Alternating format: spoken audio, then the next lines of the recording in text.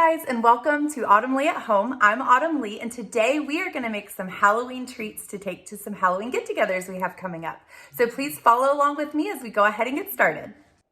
First up are the cheddar witch's fingers. So these turned out really good. They were kind of like a cheddar cracker with a little bit of spice to them depending on how much cayenne pepper you put in them.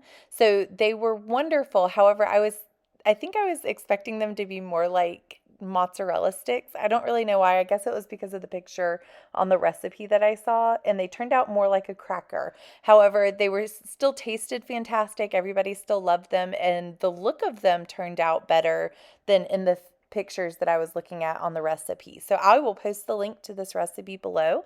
That way, those that wish to follow it and want to join in can join in as well. The recipe calls for this to start off with 1 packed cup of extra sharp cheddar cheese, 3/4 cup of all-purpose flour, 2 tablespoons of cornmeal, and 5 tablespoons of unsalted butter. And then you can also add cayenne pepper. It says 1/4 teaspoon. I did add 1/4 of a teaspoon, and it made them a little bit spicy, and you could definitely tell the cayenne pepper was in there. So if you have little ones, I would recommend either not adding that at all or adding less than 1/4, maybe just a few sprinkles. But they still tasted wonderful, and they weren't so spicy that you couldn't eat them. But if you have little ones, I know a lot of times they don't like that. While mixing these ingredients, I forgot to add the butter, so this is something that I actually added later on, and that may have been why my fingers looked a little bit different than the ones that you see on the recipe, but I'm actually not upset about it at all. I really liked the way mine turned out. The look of them turned out really good, but I added the butter later, so I'll show that in a little bit. Right here, I'm adding all the ingredients that I have in the mixing bowl into the blender, and this is what's going to give it that kind of sand texture and chop up the cheese a little bit more into more of a grainy texture. And then we'll work with the dough soon. Once I got all of these ingredients into the mixer, I went ahead and turned it on. The instructions say just to pulse it a few times, but I let Lucy push the button to turn it on. I did not let it go very long at all, just long enough to get that look of the sand. And now I'm putting all the ingredients back into the mixing bowl for the KitchenAid, and I'm going to add my egg and go ahead and turn it on and let it all kind of beat and mix together. Now, this is when after adding the egg and turning it on, that's when I realized I never added the butter. So that's when I went back and I softened the butter just a little bit and then added the 5 tablespoons of butter at this point. And again, I'm not sure if that changed the texture of it and how it cooked or anything like that. So that was kind of out of sync with what the recipe was saying. So if you guys follow the recipe that I'm going to post in the description, then let me know how it turned out for you guys, and let me know if the texture was still kind of a cracker-ish or if it changed the texture to something else, because I'm actually really curious about that. Like all new things, I was a little nervous about trying this recipe just because it was new. I had never tried it before, and the instructions were kind of wordy, which made me nervous to see how they would turn out, and trying to make them look like fingers was something that I was like, oh, I feel like I'm going to butcher this. But after doing it, it was so simple. It was a lot more simple than I expected it to be. It was literally just mixing ingredients. The hardest part was taking the time to mold each finger to the shape of a finger. And that part wasn't hard, it was just meticulous. So kind of standing there long enough and being patient long enough to be able to take each little piece of dough and shape it into what you felt like looked like a finger, and then putting those little lines to make it look like the knuckles.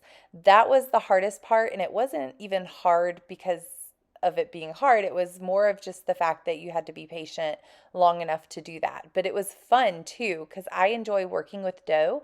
So I really didn't mind that part. It just took a little while. So kind of give yourself time to do that if that's something that you're hoping that these turn out to look like, which is kind of the point of making this recipe. And give yourself enough time to be able to do that. But right here, I'm taking the time to shape it out, make the dough about 1/2 inch or less, a little less than 1/2 inch thick, and I'm going to stick it in the freezer. The recipe says for 15 minutes. I also skipped a step. It said to shape it into a circle, put it in the freezer for 15 minutes, and then take it out and reshape it into a rectangle and then put it back in the freezer. I kind of skipped that middle step because I didn't really feel like it was necessary. So I just shaped it one time into a rectangle and then put it in the freezer for 15 minutes. And now it's been 15 minutes. I took it back out and I'm cutting them into little pieces that I felt were about the same size as a finger. Now, I could have gone a little bit smaller. After baking these, they puffed up a little bit to make them look a little fatter. And to be honest, I thought I was making them too small, but really I could have gone a little skinnier, a little smaller. However, they still turned out great. I'm not disappointed in how they turned out. I was pleasantly surprised that they actually looked like fingers at the end, especially after taking the time to shape them into the fingers, give them those knuckles and the little lines on the knuckles. Was a lot easier than I thought. It just took a little while.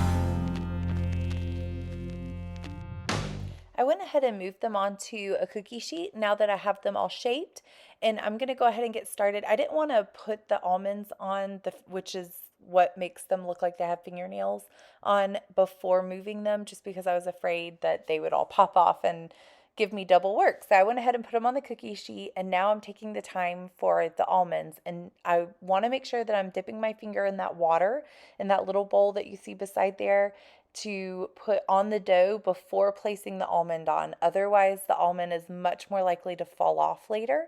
And all these are just normal almonds. I think I chose unsalted almonds. You can see the container there.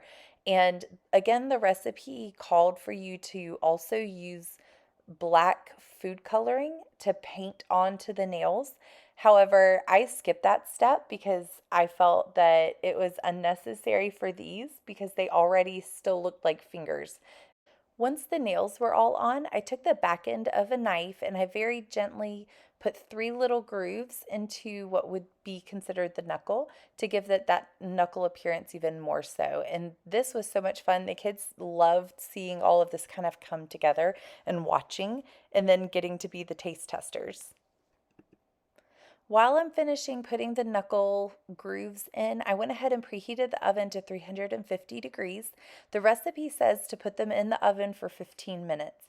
I don't usually go fully by the recipe just because normally when I do, I know in the past from experience with my oven, things tend to burn. So I always set my alarm for a little bit sooner than the called time. So I set my alarm for 13 minutes.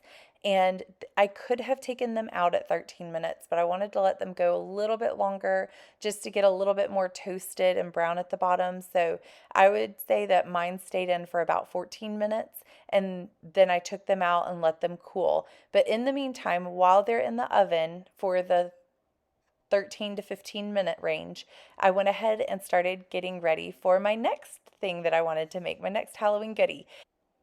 I'll explain this Halloween goodie here in a moment, but while I'm waiting, I am separating the icing from the Oreo into one bowl and putting the cracker in the mixer so that I can crush them up. But the alarm went off, our fingers are ready, so we went ahead and got them out and they turned out wonderful. I do want to give a little bit of a warning that the almonds can fall off easily if you knock them.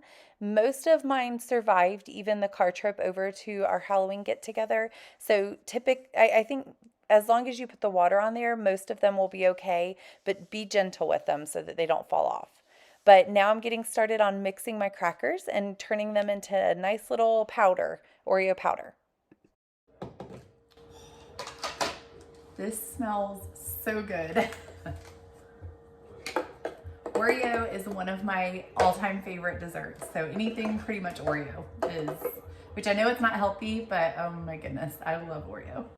Before mixing up the crushed up Oreo powder into the icing, I want to go ahead and take a block of 8-ounce cream cheese and put that, and I would maybe make sure that it's let it kind of come up somewhat to room temperature so it's softened before mixing it in with the icing. That way it makes it a little bit easier. But I take the cream cheese and I mix it in with the icing, and then I start adding the powder. Now I am currently working on the Oreo dessert. It looks like dirt with worms coming out of it, so I'm really excited about it because again, it's one of my favorites. Worms are gonna come out? Yep. You think you can eat some worms? I want to eat them from the back. No, not right now. So I separated my Oreo crackers from the icing on the inside, and now I'm getting an 8-inch block of just original cream cheese, and I'm gonna mix the icing and the cream cheese. So ultimately, I'm not going by recipe. I'm kind of going based off of the texture that I like and kind of mixing a couple different recipes. So anytime I've ever gone by recipe, they mainly only use something like this with maybe some Oreo mixed in, and that turned out fine, but I kind of like it a little bit more grainy to make it feel a little bit more like dirt. So instead of only using pudding, I'm gonna try to kind of start to make Oreo balls, like what you would find in the filling of an Oreo ball that's dipped in chocolate, and use that consistency with the Oreo pudding on the bottom, or maybe mixed in. We'll just kind of play with it and see what looks best. And then crumble a couple of Oreos on top. This is where you can kind of just get creative and have fun with it and make it your own.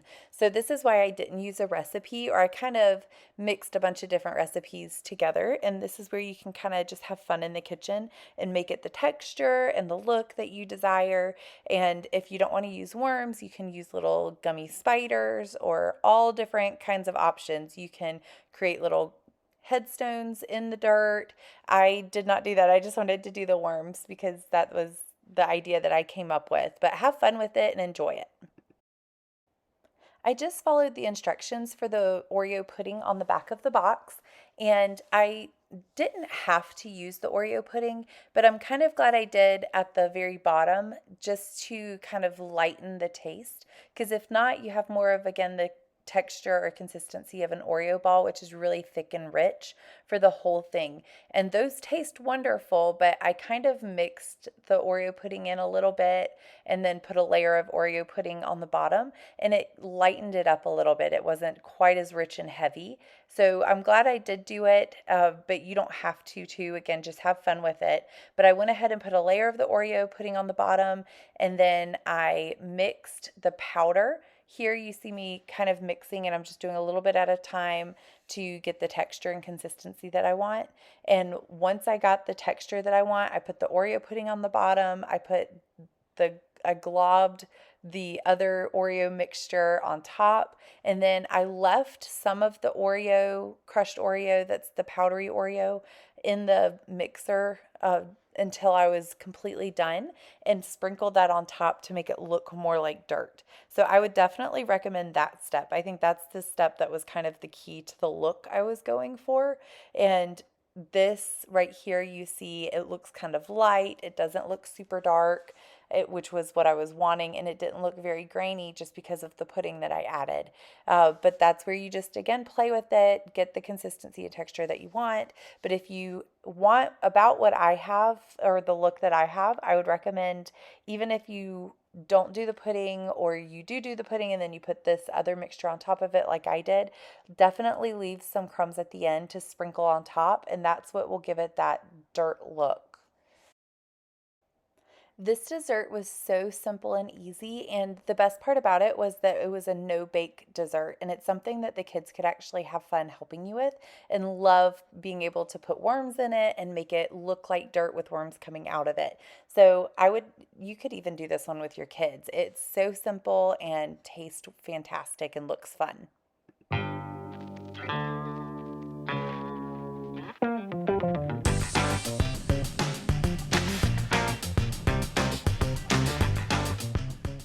Our witch's fingers are finished. Our Oreo mud, dirt, worm dessert is also finished, and of course I had to add a witch's brew in, so a fun drink. So a lot of the recipes I looked up either had liquor or dyes that you had to buy and mix different dyes to get different colors. This one I was really thankful that I did not.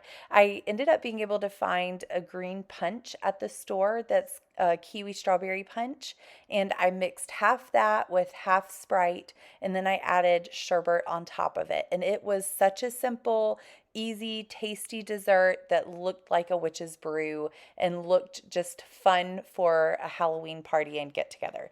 So the kids loved it. My daughter was standing right beside me as I was filming this, just itching and waiting for me to hand this to her. My kids were so excited while I was filming all of these recipes and making all of these recipes because it just built the anticipation of the get together that we had that evening where they got to dress up and have fun. And so they were loving it because it also meant that they got to snack on things they don't typically get to snack on. So they really enjoyed it. So next up are our fun Oreo, chocolate covered Oreos and chocolate covered peanut butter crackers. Again, not a recipe I went by. I just warmed up some almond bark, which is white chocolate, cooking white chocolate, and put it in the microwave. Now, while warming it up, you want to be extra careful not to burn it. So you only want to do 15 to 20 seconds in the microwave at a time to get it warmed up. And you can buy this from many stores. They sell it at Walmart. So wherever you can find it, it works. And then I happen to already have neon food coloring, and that was perfect because it made for some really fun monsters and decorating of the chocolate. And all I did was mix that food coloring in. I let my daughter choose the colors, and she chose lime green and purple. And again, that just made it that much more fun. So we also happen to already have some eyes, like the eye sprinkles that you can buy, and we had the large versions. So all I did was heat up the chocolate, mix the food coloring in, and then take the Oreos, dip them on both sides in the Oreo or in the white chocolate that had the food coloring in it, and then set it on some wax paper to dry. And I added just one eyeball in the center, but you can decorate them, let the kids have fun. This is a fun one to let the kids do and get involved in with you as well. The Oreo one was too, but this one is fun because they can create monsters, create different characters with the Oreos or the peanut butter crackers, and just have fun with it. So we also had other sprinkles that we used, and my daughter had a blast just getting to decorate with them. And I will say she kept sneaking them every time I turned around. So I think she was definitely on a sugar high by the time we got to the Halloween get together that evening.